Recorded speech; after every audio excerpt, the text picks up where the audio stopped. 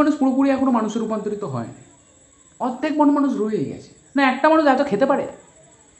1 plate biryani, 1 plate chowmein, egg roll, chicken lollipop, chicken kebab, chicken domestic, chicken tikka, আবার তারপরে গলায় আঙুল দিয়ে বমি করে আবার খাচ্ছে গরম রসগোল্লা 10 পিস, 5 রকমের সন্দেশ, আইসক্রিম, পান্তুয়া, 1 গ্লাস লস্যি, আবার শেষে কোল্ড ড্রিঙ্কস।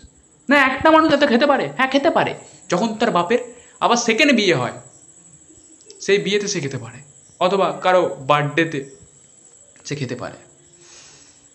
বার্থডেটা আমারই ছিল, সারা হারামিরা মদ খুলে খেয়েছে। ফল তোমরা কখন খাও? ফল খাওয়ার একটা নির্দিষ্ট সময় আছে তো, খাবার পর আমরা ফল খাই। তো আমি হোস্টেলে থাকি, সপ্তাহে 1 দিন বাড়ি আসি, তারপরে আমি আমার যাই, ঠিক আছে। তো সেদিন রাতে বাড়ি থেকে যাচ্ছি হোস্টেলে, রাতে আমি অতটা ব্যাগেতে কী ছিল আমি দেখিনি।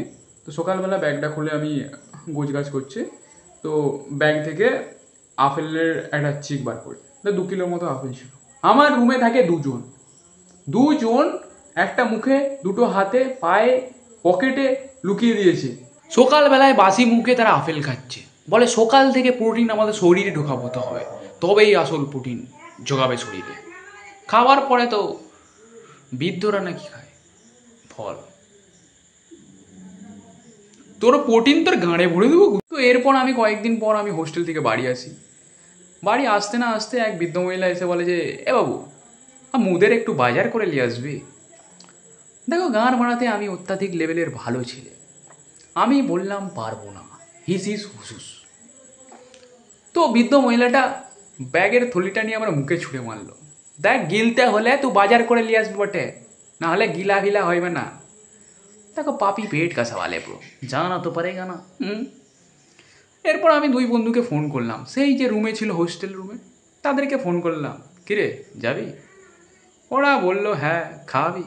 আমি বললাম হ্যাঁ। এই ভুল, লাইফে প্রথম ভুল করেছিলাম তখন, ওই বার্থডে দিয়ে, আর সেকেন্ড এখন। তো আমি বললাম হ্যাঁ। এরপরে হাঁটতে হাঁটতে আমরা চলে গেলাম বাজারে, আমি কিনছি আলু এখানে বাঁচতে আমাকে এক পেছন থেকে কাকা ডাকে, এ বাবুয়া, এ বটুয়া, তোর জানবার ছেড়ে দিয়েছি কেন? দড়ি নিয়ে বেঠে না নিজের কাছে। আরে জানবার? আরে জানবার টানবার নয় বাবা, কে? দেখি যে আমার বন্ধুটা গিয়ে সেখানে শসা দেখতে দেখতে শসা খেয়ে নিয়েছে।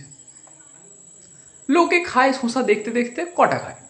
হ্যাঁ দেখতে দেখতে 1টা 2টো খায়, ও 500 শসা খেয়ে নিয়েছে, দিয়ে বলছে 500 শসার টাকা দিতে হবে। তা আমি বলি তুই কি পাগলা চোদা আছিস? আমাকে বলছে আমি পাগলা চোদা নয়, ও যে আরেকজন এসেছিল বলছে ও পাগলা চোদা, আমি বোকা চোদা। এখন আমি কিনতে গেছি কুমড়ো, সে কুমড়ো খেয়ে নিচ্ছে, কাঁচা কুমড়ো খেয়ে নিচ্ছে।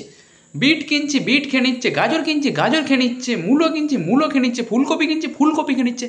আলা আদি মানুষ, বন মানুষ না তো কি বিচির বাল ভাড়া সব খেয়ে নিচ্ছিস। এক কাকু বলছে আরে একে জল টল দাও, মাথা ঘুরে মুখ দিয়ে রক্ত বেরোচ্ছে। মানে মুখ দিয়ে রক্ত নয়, এই বড়া বিট খেয়ে চিবিয়ে।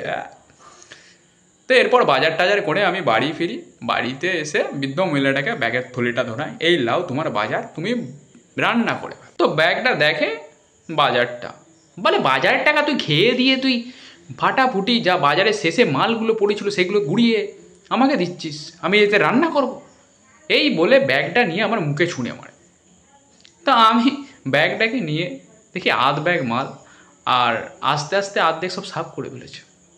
আমি বলি ভাই, 2জনকে বলি যে ভাই যেগুলো তুই এসতে শেষ করতে পারিস এগুলো শেষ করে দেখে।